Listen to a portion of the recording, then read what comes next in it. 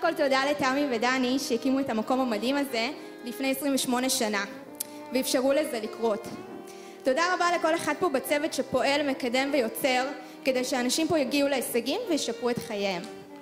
אני כאן בזכות הצוות הזה והגעתי לכל ההישגים שלי בזכות הצוות הזה. אז שוב תודה רבה לכל אחד בצוות, אני אוהבת מאוד. עכשיו קצת על עצמי. אני אספר לכם מה היה ובאיזה מצב הייתי לפני שבאתי לפה. למי שלא מכיר אותי, הגעתי לדרור בקיץ 2016, בזכות שי רוזנטל שהמליץ לי להגיע לפה לעשות קורס תקשורת.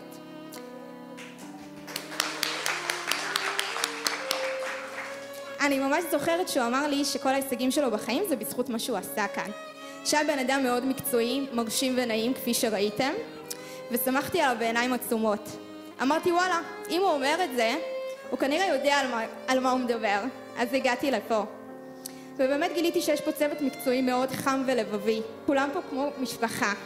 ויותר מזה, כשעשיתי את קורס תקשורת, חוויתי הישגים כבר מההתחלה. החומר היה מאוד מעניין, וחיזק לי הרבה דברים. וגם התרגילים עזרו לי להיות רגועה, להשתחרר מלחץ ומתח, ולהיות יותר כאן ועכשיו, לטפל בכל מיני אנשים שהיו מתפרצים עליי בעבודה, או כל מיני עניינים אישיים אחרים. הפסקתי להתבאס מכל מיני מצבים או אנשים ויכולתי להיות יעילה יותר בחיים. ואמרתי זה עובד, זה קל ופשוט. ואז בינואר 2017 הצטרפתי לצוות באופן רשמי.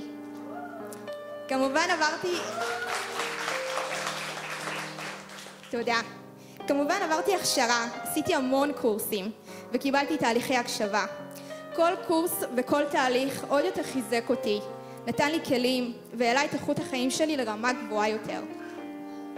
יש לי יותר ביטחון וודאות בעצמי, יותר קל לי לבטא את עצמי. אני כבר לא מפחדת להגיד ישר את מה שיש לי, לא מפחדת מתגובות של אחרים, אם יקבלו אותי או לא. אני כבר לא סובלת מדיכאונות שהיו מתפרצים כל תקופה קצרה ומפריעים לי לתפקד בחיים. וזה לא היה עוזב אותי במשך חודשים. חודשים לא הייתי אני, הייתי מתפקדת כמו רובוט, עושה רק מה שחייבת, ולא מצליחה לשמוח משום דבר. הייתה שם המון ביקורת עצמית, שיפוטיות וכעס על עצמי, ולא הבנתי למה זה קורה לי.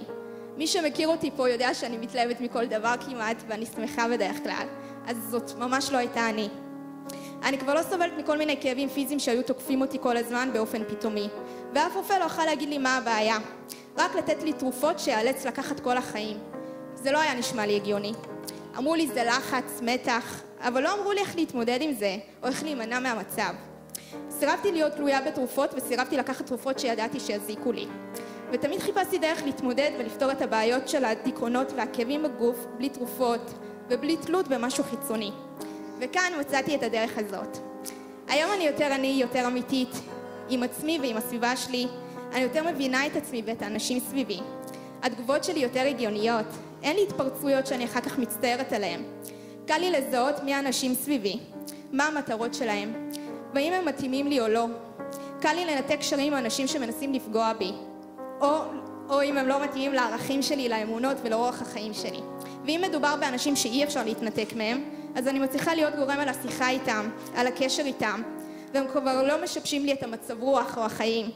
אני יותר מבינה אנשים אחרים ומקבלת אותם כמו שהם. אז זאת טעימה קטנה מההישגים שלי. וככה התקדמתי.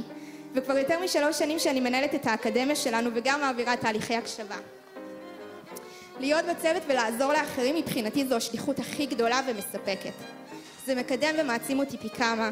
אני לומדת מכל אחד ומבינה כל כך הרבה דברים. והכיף הכי גדול זה לדעת שעזרתי לבן אדם לשנות את החיים שלו. ושהוא יותר מאושר עכשיו, הוא מצליח ומשגשג בחיים, ומערכות היחסים שלו טובות ומעשירות. אני בחרתי להיות מקשיבה ומפקחת ונכנסתי לצוות כי אני רוצה לעזור לאחרים, להראות להם שזה אפשרי, שאפשר להשתנות.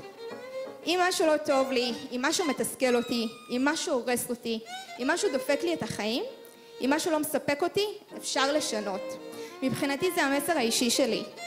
אפשר לשנות מציאות, אפשר לשנות אופי, אפשר לשנות מצבים, אפשר לשנות אנשים, אפשר לשנות את עצמי. והבסיס לשינוי מתחיל בי. כשאני משתנה, כל הסביבה שלי משתנה. איינשטיין הרי אמר שאי שפיות זה לעשות את אותו הדבר שוב ושוב ולצפות לתוצאות שונות.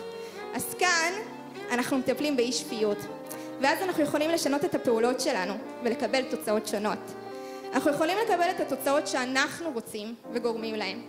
תמיד ליוותה אותי האמונה שאפשר לשנות, שהמציאות שלי יכולה להיות אחרת. אני יכולה להיות מי שאני רוצה ומדמיינת את עצמי. עד היום צורם לי מאוד לראות אנשים שאומרים לי כל מיני ביטויים כמו זה מה שיש, זה המצב, מה אני יכול לעשות? אי אפשר לשנות את זה, זה לא משהו שאפשר לטפל בו. לא משנה כמה המצב שלי היה רע, בחיים לא הסכמתי להאמין שזה מצב נתון ולא ניתן לשינוי. בחיים לא הסכמתי לקבל דברים שלא היו רצויים בעיניי. ותמיד חיפשתי דרכים לשנות ולפתור בעיות ולשפר את המצב שלי. עוד מסר שיש לי הוא שאני לא יכולה לעשות את זה לבד. שנים חשבתי שאני יכולה להסתדר לבד, לעשות הכל לבד ולהצליח לבד. ועם הגישה הזאת היה לי מאוד קשה לקדם בחיים. ובשלב מסוים נתקעתי. עד שהגעתי לפה והבנתי כמה כוח יש לקבוצה שיש לה מטרות משותפות. כמה כוח יש כשיש לך עוד אנשים שיכולים לעזור לך. ואתם פועלים ביחד כדי להשיג את המטרות שלכם ולהתקדם בחיים. אותו הדבר לגבי עזרה. העובדה שאני לא במצב שאני רוצה להיות, מראה לי שאני חייבת לקבל עזרה כדי לעשות את השינוי הזה. כי אם הייתי יכולה לעשות אותו לבד, זה כבר היה קורה, לא? אז כדי לשנות מצבים אני חייבת ללמוד ולרכוש כלים חדשים. אני חייבת לשחרר רגשות שליליים ולהיפטר מכל מיני מחסומים פנימיים. ואחרי ניסיונות רבים, אני מצאתי שכאן זה המקום לעשות. למה דווקא כאן? בפעם הראשונה שפניתי לעזרה הלכתי לפסיכולוגית. הייתי אצלה 7 חודשים. באמת הרגשתי הקלה מסוימת. זה תמיד טוב לדבר ולשחרר. אבל בשלב מסוים הרגשתי שאין לי כלים לפעול אחרת ולהשתנות. ולה לא היו את הכלים לתת לי. אז כשסיימתי עם הפסיכולוגית התחלתי לחפש קואוצ'רית. מצאתי מישהי שעבדתי איתה שנה. היא נתנה לי המון כלים והרגשתי הרבה יותר טוב. אבל בשלב מסוים הרגשתי שהיא חוזרת על עצמה וכבר אין לה מה לתת לי. היא לא מחדשת לי ואני רוצה להתקדם לרמה הבאה בחיים שלי. כשהגעתי לכאן נחשפתי למה שיש פה ונגלה בפניי עולם שלם ואין סופי של שינוי והתפתחות. כאשר כל כלי וכל נתון שלמדתי פה הביא לי תוצאות מיידיות במציאות. אז מבחינתי אני מצאתי את המקום שלי. ואני כאן על הבמה הזאת כי אני רוצה להעביר את המסר הזה הלאה. אני רוצה שגם אחרים יחשפו לנתונים והכלים המדהימים שיש פה והגיעו להישגים שהם רוצים בחיים שלהם. מבחינתי זה יהיה אנוכי לא לשתף את זה, לא להעביר את זה הלאה, לא להפיץ את זה כדי שכולם ידעו שיש אפשרות כזאת. אני רוצה שכמה שיותר אנשים יכירו את עוצמת חיים ואת כל מה שיש לעוצמת חיים להציע. אז אם יש פה מישהו שהמילים האלה נגעו בו, שהוא רוצה לשנות ולשפר מצבים בחיים שלו, או לעזור לאחרים לשפר מצבים, אני מזמינה אתכם להצטרף אלינו.